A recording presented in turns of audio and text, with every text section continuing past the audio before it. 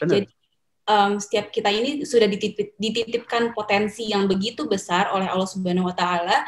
Jadi kalau misalkan tidak dimanfaatkan, kalau tidak diasah, ya itu akan sia-sia gitu. Jadi walaupun nanti ke depannya mungkin ada banyak sekali rintangan yang dihadapi, ya memang itu yang harus dilewati, yang akan mengasah diri kita untuk bisa lebih siap menghadapi tantangan lebih besar yang ke depan. Dengan tantangan itu mungkin kita akan naik bertahap sehingga manfaat yang diberikan kepada orang-orang sekitar juga bisa lebih besar. Share values for a better world.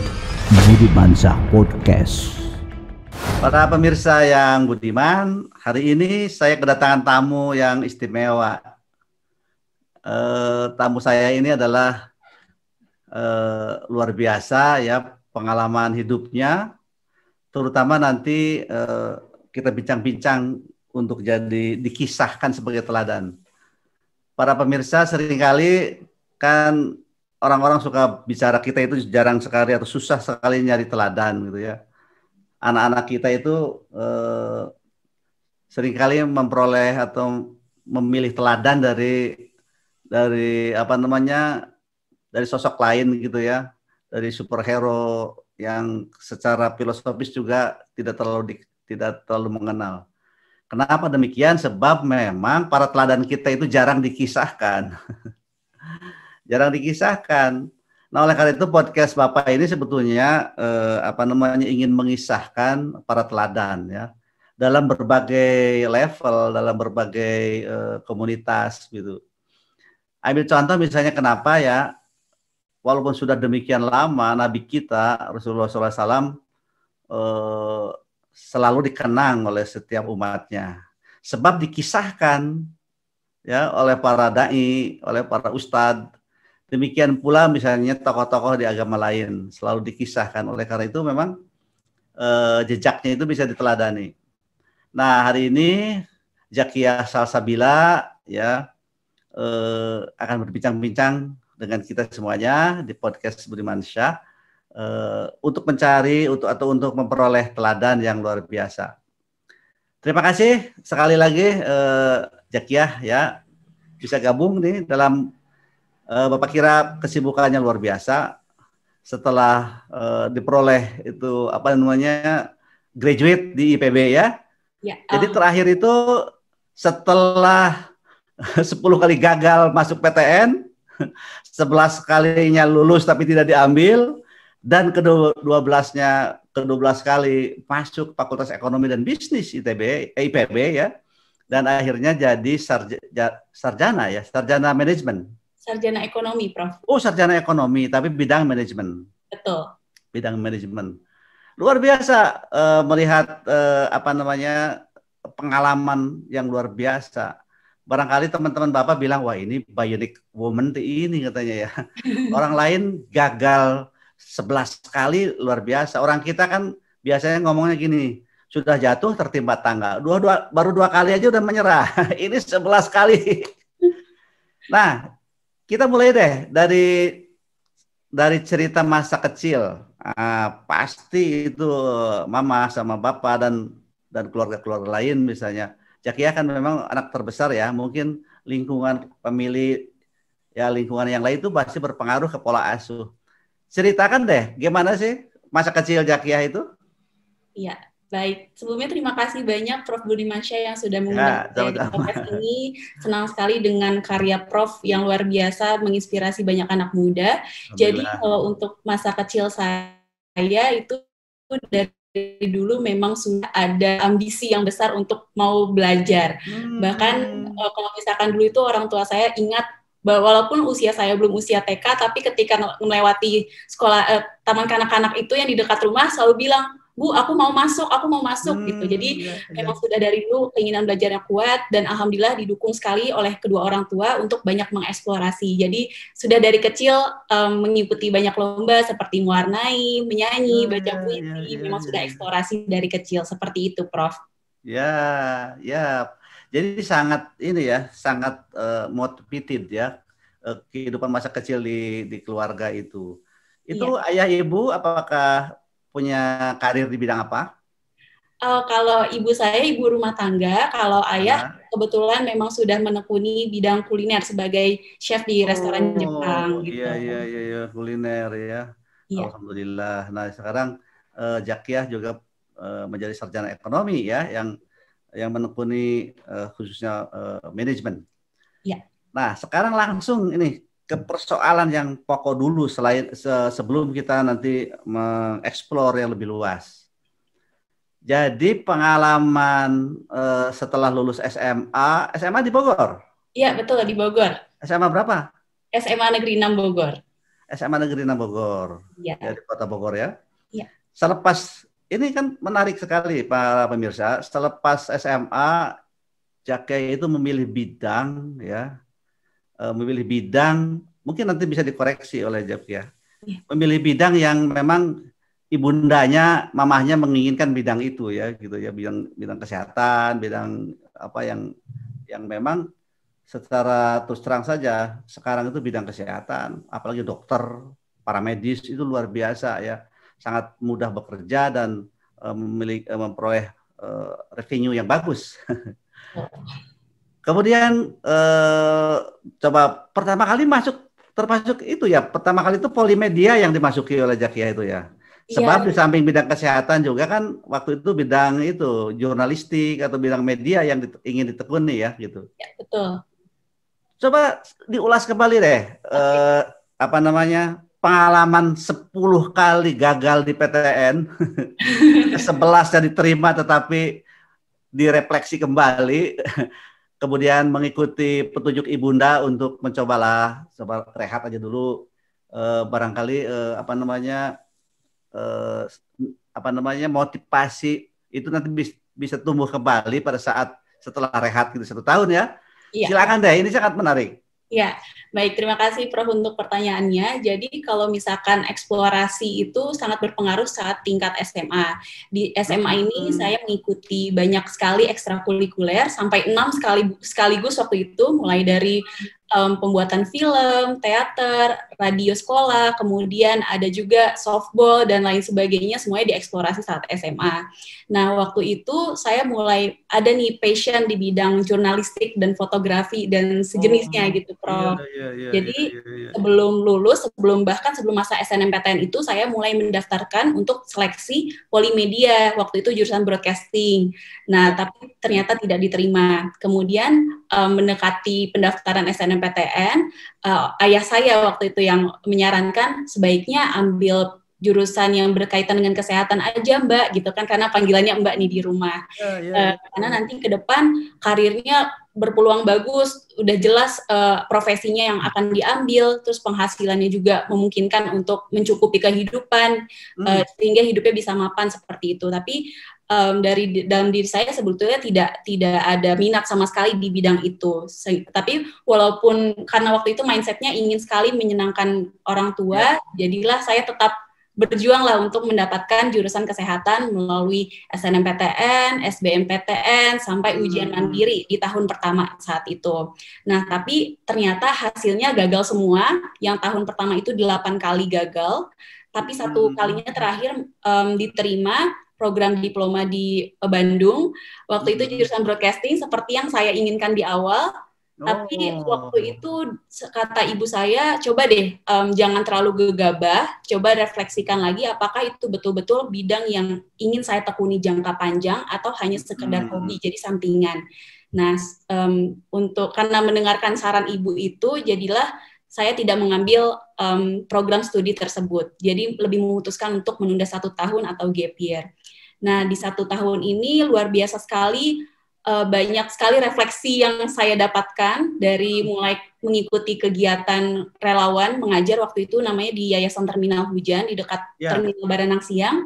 Di situ saya mulai merasa menemukan jati diri saya gitu, Prof. Seperti saya tuh ada rasanya sangat terpenuhi dirinya, feeling very fulfilled ketika mengajar anak-anak di sana, ketika anak-anak itu bisa mendapatkan ilmu baru, ketika apa yang saya kerjakan itu ternyata memiliki manfaat besar untuk orang sekitar, seperti itu. Jadi karena dari teman-teman di yayasan tersebut memberikan saran, sepertinya jurusan ini bagus kalau misalkan saya memiliki minat di bidang sosial atau misalkan ke anak-anak gitu. Jadi ada beberapa opsi yang saya rumuskan, mulai dari psikologi, terus manajemen juga, terus kesejahteraan sosial sempat waktu itu saya petakan. Barulah di tahun kedua mulai berjuang lagi untuk mendapatkan jurusan-jurusan yang sudah saya petakan tadi di awal. Seperti itu kira-kira, Prof. Nah, itu ya dalam YouTube Zakiah pun dan disebutkan betapa ya sebetulnya betapa malu campur juga menderita ya, apalagi pada saat teman-teman seangkatannya misalnya memposting, wah saya keterima ke ini macam-macam gitu. Jadi luar biasa tekanan psikologis sebetulnya ya. Sebetulnya ya dikatakan tidak senang pasti tidak senang, bahkan Zakiah pun mengaku hampir-hampir frustrasi. Luar biasa. Nah, ini kan semacam defleksi yang positif ya.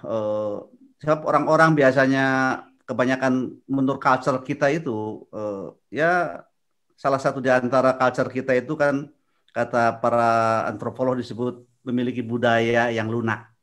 Itu bukan malas sebetulnya, budayanya lunak gitu. Lunak itu mudah menyerah. Peribahasa di kita itu aduh sudah jatuh tertimpa tangga gitu ya misalnya gitu. Jadi baru 2 kali itu sudah menyerah. Zakiah itu ya 10 kali tidak menyerah, justru merefleksi gitu ya. Jangan-jangan ini mungkin sampai-sampai kan begini, sampai-sampai setelah dalam perenungan itu dan akhirnya hasil di ke-12 kali, terus kan Mbak Zakiah itu merefleksi gini. Wah, kalau gitu saya tidak terlalu percaya lagi deh sama peramal walaupun saintifik ya. Iya. Orang-orang yang punya spesialisasi untuk menjuruskan ke bidang-bidang tertentu.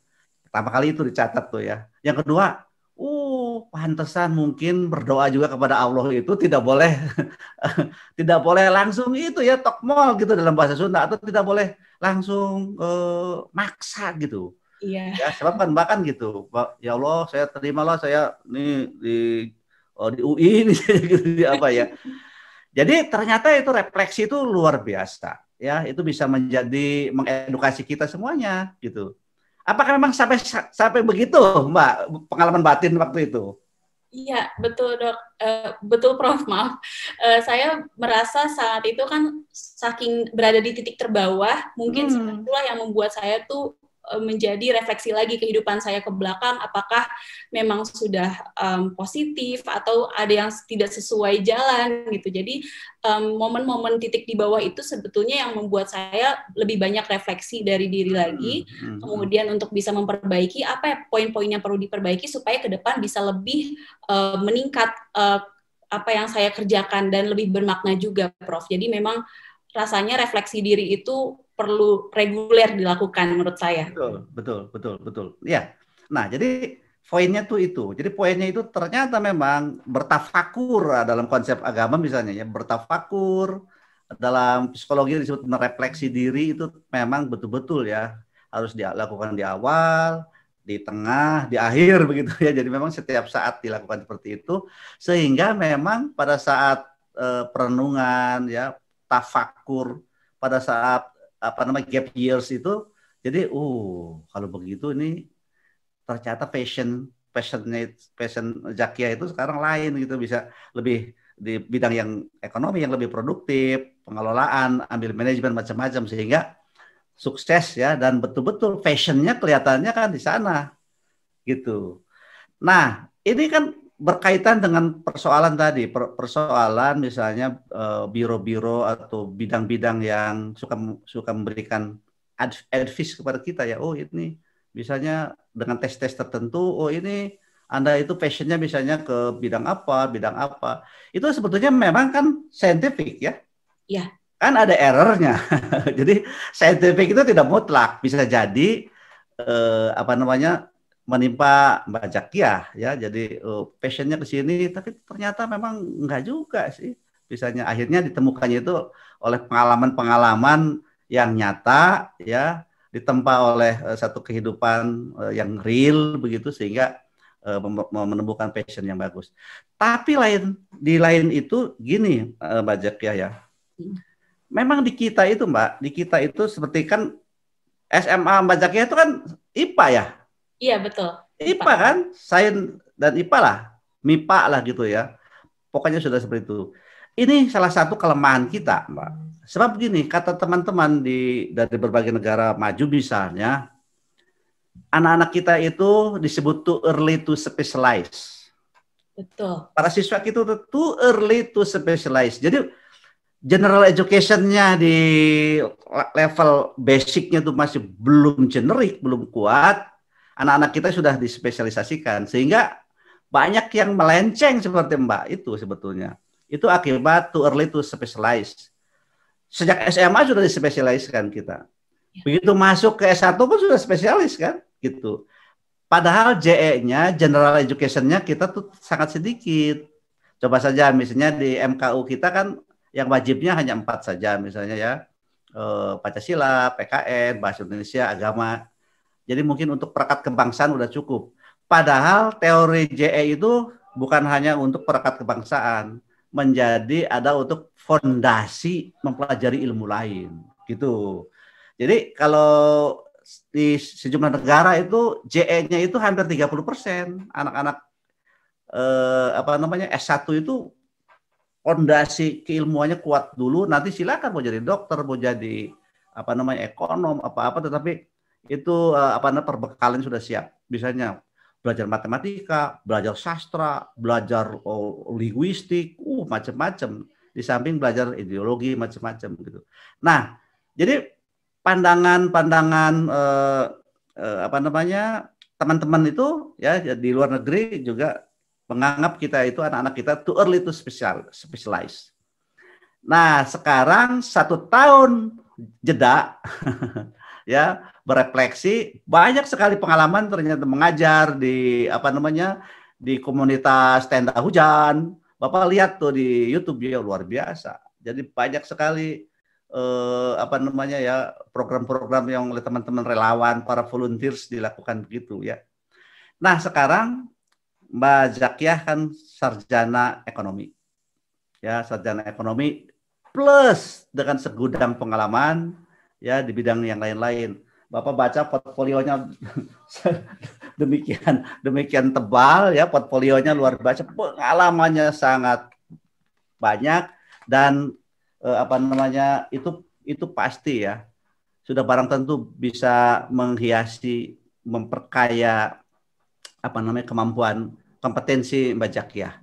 Dari sejumlah pengalaman itu selain aktivitas volunteer di tenda hujan itu banyak yang lainnya. Bisa dibagi deh, apa sebetulnya momen-momen yang paling membuat Mbak Zakia itu merasa punya capacity yang lebih gitu dari pengalaman real membantu kawan-kawan kita yang kurang beruntung gitu. Ya, baik Prof. Kalau tadi kan masih masa gap year. Kalau menurut saya pribadi, salah satu pengalaman yang sangat komprehensif yang saya dapatkan itu dan berpengaruh juga itu selama masa kuliah tentunya. Karena istilahnya sudah gagal nih berkali-kali, kemudian masa ketika berkuliah biasa-biasa aja tanda kutip ya Prof. Jadi saya di situ banyak mencoba kegiatan, walaupun di tahun pertama kuliah pun saya mencoba lomba tuh belasan kali lagi gagal Prof. Nggak menang-menang, nggak lolos-lolos, mau pertukaran pelajar. Jadi kegagalan itu memang sudah jadi ciri khasnya saya mungkin untuk dilalui. Nah, jadi di tingkat kedua kuliah itu saya kembali istilahnya mengikuti kegiatan sosial melalui organisasi yang namanya Indonesian Youth Opportunities in International Networking atau IOIN. Nah, di sana karena memang komunitas itu fokusnya di kepemudaan, kemudian di pendidikan juga, di situ saya mulai timbul hasrat atau untuk mengetahui lebih jauh tentang dunia pendidikan, Prof. Jadi di tingkat kemudian di tingkat ketiga kuliah, saya melihat ada satu ajang yang menurut saya itu salah satu yang sangat komprehensif juga untuk eksplorasi diri saya, mengembangkan kapasitas diri saya sebagai mahasiswa, yaitu ajang pemilihan mahasiswa berprestasi tingkat IPB yang asalnya itu ada di tingkat nasional dari Kemendikbud. Nah, di situ saya mengikuti seleksi, alhamdulillah lolos sampai finalis tingkat IPB. Nah, tapi perjalanannya justru tidak berhenti sampai saya mendapatkan award sebagai mahasiswa berprestasi tingkat fakultas. Di situ setelah kami selesai seleksi, dari Direktorat Kemahasiswaan IPB itu menawarkan bagi kita yang berminat untuk membentuk sebuah program untuk mencetak lebih banyak lagi mahasiswa berprestasi. Ya, jadi namanya Outstanding Student College atau OUTSCO.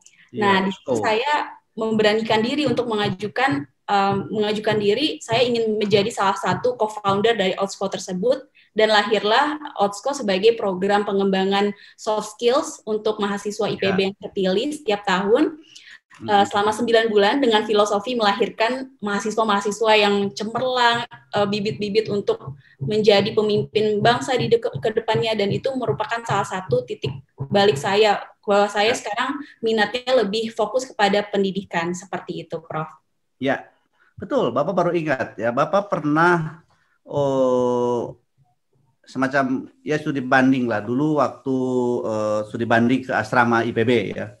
Jadi ternyata memang 1 tahun atau tahun pertama seluruh mahasiswa IPB kan tinggal di asrama, ya, tinggal di asrama, dan ternyata salah satu tujuannya adalah bagaimana membentuk soft skill anak ITB sejak awal, gitu ya, luar biasa. Jadi pantesan bahwa memang di kampus ya, di kampus baik secara intrakurikuler maupun kokurikuler dan ekstrakurikulernya juga sangat kaya gitu.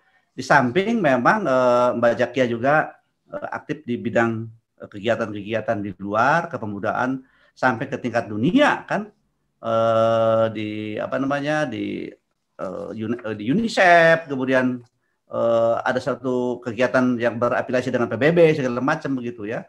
Itu kan sangat luar biasa. Nah, ini kembali dulu ke dalam nih mengenai IPB OUTSCO itu ya, jadi Outstanding Student College. Jadi program itu adalah semacam apa namanya awalnya digagas oleh Direktorat Kemahasiswaan gitu ya, atau urusan-urusan mahasiswa dan karir IPB. Tetapi memang lantas didirikan oleh Mbak Zakia dan teman-teman sebagai semacam organisasi ekstra kampus, atau memang apa itu semacam? Kalau resminya itu sebagai organisasi fungsional yang langsung dibawa oleh Direktorat Kemahasiswaan. Iya. Fungsional ya. Dan untuk saat ini lagi proses untuk diajukan sebagai salah satu program kredensial mikro dari Kemendikbud, supaya nanti bisa dikonversi 9 bulan itu sebagai 3 SKS, seperti itu, Pak. Betul. Ya. Oh iya, betul. Dalam konsep kampus merdeka dan mereka belajar kan bisa ada activity seperti itu. Ya. Jadi kegiatan 9 bulan tapi melekat dalam kegiatan-kegiatan di kampus, tapi nanti ada kredit poinnya ya, ada SKS-nya 3 SKS. Iya, betul. Sedang proses menuju ke sana. Luar biasa. Nah, aktivitas yang di IPB OUTSCO itu semacam apa? Apakah semacam unit kegiatan mahasiswa lain, UKM yang lain, atau ada fokus ke ke pengembangan prestasi yang akademik atau non akademik, atau seperti apa? Ya. Kalau OUTSCO sendiri terdiri dari beberapa bagian, Prof. Yang pertama ada workshop, kemudian ada mentoring, dan yang ketiga ada grand project. Jadi workshop ini setiap 2 minggu sekali kira-kira, itu setiap mahasiswa mendapatkan materi dari expert di luar IPB, seperti bagaimana merencanakan karir, kemudian presentasi yang efektif, kemudian bahasa Inggrisnya juga dilatih, dan berbagai macam skills lainnya yang tidak didapatkan di kelas.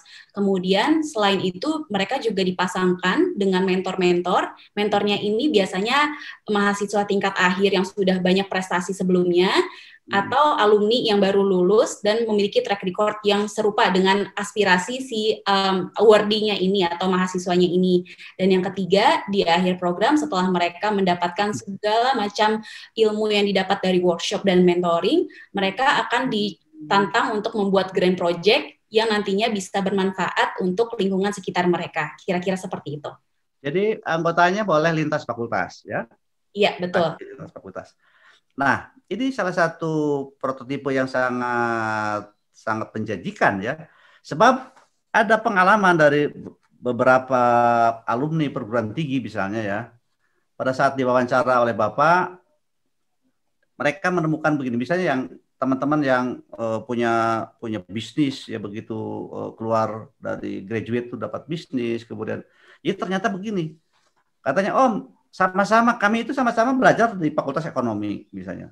Tetapi kenapa di kami itu jebolan dari perguruan tinggi X misalnya kok lebih siap untuk bisa terjun berbisnis, sebab di perguruan tinggi X ini kami bertemu dengan orang-orang yang memang benar-benar orang-orang yang out of the box berpikirnya misalnya ya.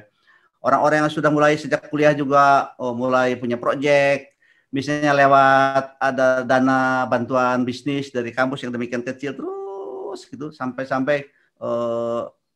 menjadi besar, dan begitu keluar dengan teman-teman yang tadi itu langsung mengembangkan usaha. Misalnya ada kejadian di Bandung, anak dari teknologi kelautan jadi bos sepatu gitu misalnya. Ya, jauh sekali pada saat ditanya oleh wartawan, Anda dari teknik kelautan kok bisa bikin sepatu, ada korelasinya tidak? Katanya. Ada. Itu baru guyon ya, sambil guyon. Apa itu? Kalau kami kan belajar kelautan, pasti tahu nanti bagaimana memilih kulit sepatu yang tahan air laut gitu. Tapi sebetulnya poinnya bukan itu. Tetapi pada saat di kuliah seperti yang digagas oleh Zakia dan teman-teman di Outsco itu, ya sampai ada workshop, kemudian ada belajar dari para expert, kemudian ada project. Itu justru lingkungan itu tuh sebetulnya, lingkungan seperti itu yang membedakan graduate yang satu dengan yang lain. Saya kira ini bisa direplikasi ya di beberapa kampus, termasuk di kampus Bapak misalnya di Bandung. Ini luar biasa pengalaman ini. Jadi ternyata yang membedakan kemampuan sarjana suatu perguruan tinggi itu diantaranya memang bagaimana itu social culture-nya yang dibina, ya. Di Universitas IPB itu kan luar biasa, banyak sekali yang kegiatan sosial kulturalnya itu mengarah ke peningkatan entrepreneurial ya, luar biasa. Nah, kemudian setelah Mbak Zakiah itu lulus dari IPB, itu kegiatan itu otomatis Mbak Zakiah sebagai co-founders itu masih tetap connect ya, masih tetap bisa berkiprah di sana atau bagaimana? Iya, alhamdulillah masih tetap berjalan. Tahun ini tahun ketiganya untuk program Outsco, dan kebetulan juga saya sekarang bekerja di bawah subdirektorat pengembangan reputasi dan prestasi mahasiswa. Jadi masih dalam lingkup kampus yang saya cintai, memang bidang yang saya sukai juga. Ya, jadi masih mengawasi intens Pak untuk program Outsco-nya sendiri. Oh, jadi sekarang Mbak Zakiah itu bekerja untuk Outsco ya di sana. Bekerja untuk di bawah Direktorat Kemahasiswaan itu IPB ya, sebagai tenaga pengelola di sana ya. Iya. Tenaga pengelola di sana, luar biasa. Luar biasa.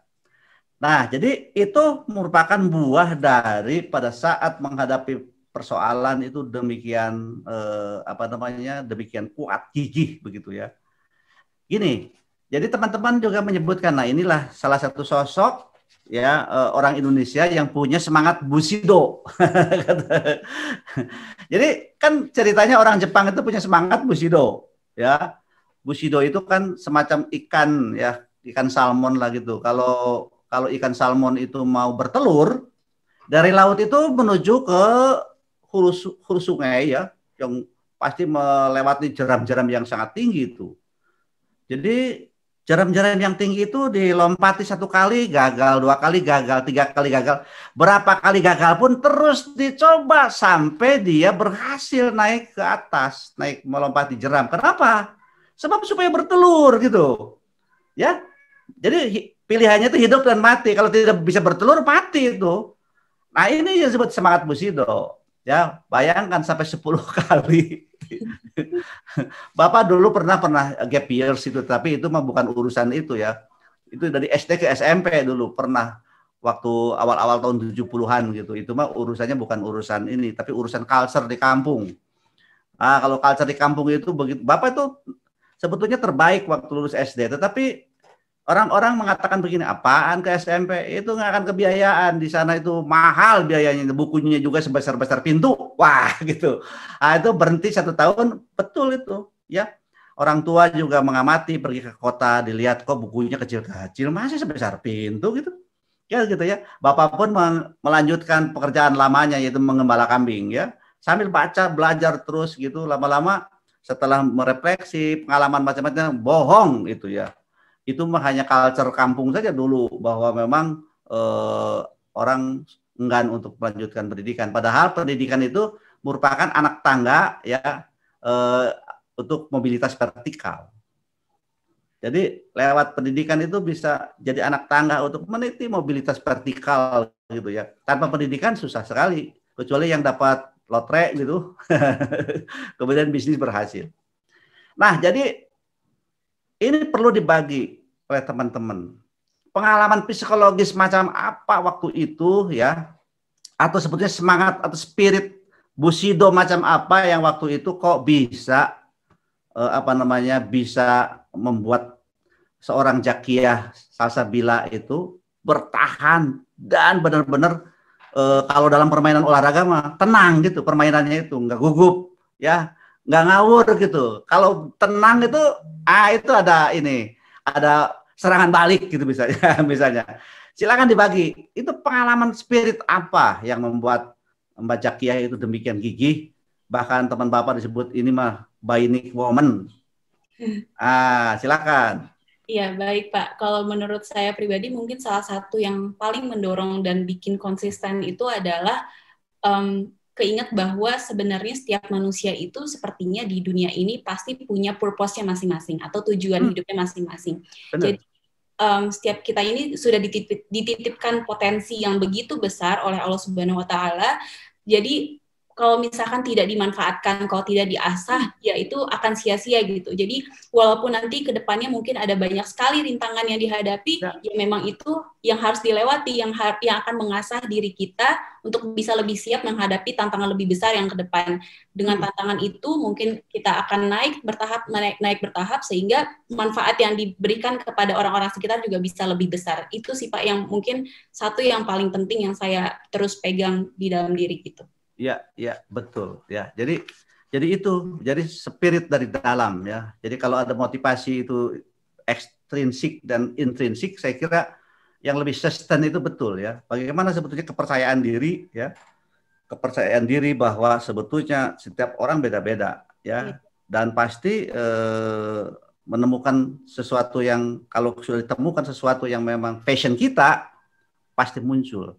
Dalam psikologi pun kan dikenal misalnya, kalau ada anak yang sejak SD kok biasa-biasa saja gitu, tetapi kok setelah S3 gitu, itu Bapak punya mahasiswa itu, punya teman begitu, SD-nya biasa-biasa di kampung, SMP, SMA, S1 juga hampir-hampir diusir, lulusnya itu S1 juga lulus cuci gudang, S2 sama juga, ya hampir diusir-usir di luar negeri, begitu S3 luar biasa, itu bahkan dia ya S3 itu tidak 3 tahun, 2 tahun kurang, 2 tahun sedikit plus sedikit bulan pun sudah selesai. Ternyata memang mungkin masa kematangan itu baru muncul waktu S3 gitu. Begitu pulang di sini luar biasa karirnya gitu ya, sebab betul-betul bisa membawa pengalaman-pengalaman yang baik yang diterapkan di kita. Nah, itulah barangkali pelajaran bagi kita semuanya, bahwa ternyata kegigihan itu harus ada dorongan yang dari dalam ya. Jadi ada faktor-faktor yang berasal dari dalam kita sendiri yang membuat suatu kepercayaan yang luar biasa bahwa kita itu kan Tuhan itu, Allah Subhanahu wa Ta'ala itu justru ya, kalau hasil itu memang bagaimana Tuhan yang Maha Kuasa, tetapi kita diwajibkan menyempurnakan ikhtiar gitu. Jadi ikhtiar yang disempurnakan oleh Mbak Zakiah itu luar biasa, menghasilkan hasil yang luar biasa. Nah, sekarang pemirsa pun ingin tahu ya, dari sejumlah pengalaman di sini, lihat misalnya yang muda yang mengajar, aktif di yayasan tenda hujan, kemudian juga Mbak Jakia itu juga aktif ya, bikin mengumpulkan charity, nyari fundraising untuk itu yang membantu untuk meningkatkan kebahagiaan teman-teman kita yang kurang beruntung, sampai bahkan ada college fighters macam-macam ya, kemudian ada aktif di di XL Futures Leader juga pernah memperoleh itu ya, termasuk ada semacam kegiatan model United Nations itu dan UNICEF gitu ya, terakhir aktivitas di UNICEF ya, sebab kan sejak masa penantian itu kan sudah di terminal hujan itu ya, mohon maaf bukan tenda hujan, terminal hujan. Iya, betul. Aktivitas di terminal hujan itu kan mengajar anak-anak disabilitas, anak-anak yang tidak mampu begitu ya. Saya kira barangkali memang menginspirasi untuk lebih maju. Ini aktivitas di model United Nations sama UNICEF, terutama yang berkaitan dengan masalah anak-anak gitu, gimana tuh ceritanya? Oke. Ya, baik Pak. Kalau misalkan yang di UNICEF itu kebetulan singkat sekali karena berlangsungnya hanya 1 hari. Jadi waktu itu saya diundang ke UNICEF sebagai salah satu perwakilan anak-anak muda. Kira-kira ada 15 orang yang mewakili untuk melakukan penelitian 5 tahun. Setiap 5 tahun itu UNICEF melakukan penelitian bagaimana kondisi anak muda di Indonesia saat ini, dan saat itu saya diundang sebagai salah satu perwakilannya. Ternyata luar biasa juga di sana, bertemu dengan kawan-kawan yang lain dari komunitas yang lain, dan mereka juga luar biasa. Dampak yang sudah diberikan di bidang masing-masing itu sangat besar. Jadi di situ juga saya semakin termotivasi untuk mendalami, wah ternyata pekerjaan di PBB ini luar biasa bagus ya, luar biasa impactful ya. Jadi saya mengikuti kegiatan model United Nations, itulah salah satu yang memotivasi saya untuk mengikuti kegiatan tersebut. MUN ini saya ikutnya sebenarnya sudah dari tingkat 1 waktu itu, di akhir tingkat 1, tapi waktu itu baru di Malaysia. Waktu itu berangkat ke Malaysia pertama kali, belajar tentang MUN. Kemudian akhirnya alhamdulillah pada tahun 2019 saya berkesempatan lagi untuk mengikuti MUN dan langsung dari jantungnya PBB, yaitu di kota New York, di United Nations headquarter di sana.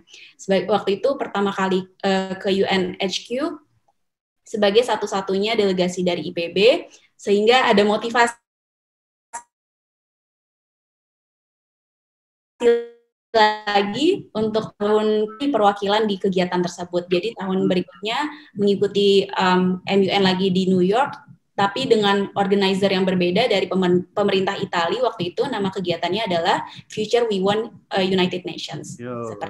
Ya, luar biasa, luar biasa. Sangat menginspirasi teman-teman anak muda ya, terutama para mahasiswa. Nah, terakhir ini kan di sini juga dalam portfolio Mbak Jakia pun ada aspirasi masa depan untuk menghunting scholarship untuk meniti karir atau menambah pengetahuan di program master misalnya. Gimana tuh sampai sekarang? Scholarship mana yang sekarang sedang di hunting gitu atau dipersiapkan? Oh iya, kalau saat ini saya masih proses riset kampus Pak, jadi nggak mau salah pilih nanti ke depannya karena sudah belajar dari gap year itu, jadi masih riset kampus, program studi apa yang kira-kira betul-betul tepat untuk support saya untuk mencapai goals di masa depan nanti. Kalau misalkan scholarship saat ini yang diincar ada 2 sebetulnya, LPDP yang masih menunggu pengumuman pembukaan panduan sesaat lagi sepertinya Pak, rumor-rumornya bulan April, dan satu lagi kalau misalkan LPDP tidak lolos, backup plan-nya itu adalah di Fulbright. Mohon doanya, Pak. Luar biasa. Ya, jadi LPDP adalah sampai saat ini ya merupakan penyandang beasiswa Indonesia terbaik ya. Sampai saat ini masih terbaik, dan yang Fulbright apalagi gitu ya. Fulbright barangkali Mbak Jakia bisa ke Harvard Business School ya. Dan memang jangan tanggung-tanggung, dan biasanya menurut pengalaman teman-teman apabila sebelumnya punya pengalaman berkaitan dengan Amerika ya, apabila pernah berkunjung, pernah berprestasi, itu ada nilai plus ya, ada nilai plus untuk Fulbright.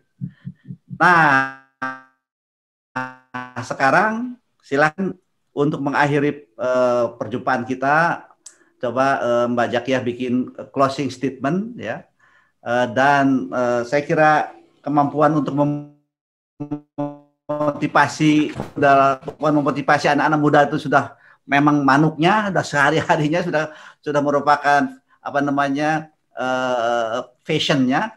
Silakan di samping dalam closing statement itu memberikan motivasi deh ke teman-teman muda. Ya. Baik, untuk teman-teman pendengar podcast Prof. Budimansyah saat ini, saya tahu bahwa tiap dari kalian itu memiliki potensi yang sangat besar. Mungkin saat ini kalian belum sadar, mungkin saat ini kalian masih merasa ragu, tapi percayalah bahwa potensi itu sudah dititipkan di diri kalian. Jadi tunggu apa lagi, kalian harus eksplorasi diri, maksimalkan kesempatan yang ada di depan mata kalian, dan memberikan manfaat lah untuk orang lain. Sekian. Ya, terima kasih, very amazing. Luar biasa ya, anak-anak muda yang bahagia, yang budiman. Demikianlah closing statement dari Mbak Zakiah ya. Jadi kita harus percaya bahwa Tuhan Allah Subhanahu wa taala sudah menganugerahkan kita kekuatan, kemampuan masing-masing. Tetapi kita sendirilah yang harus membuka pintunya ya.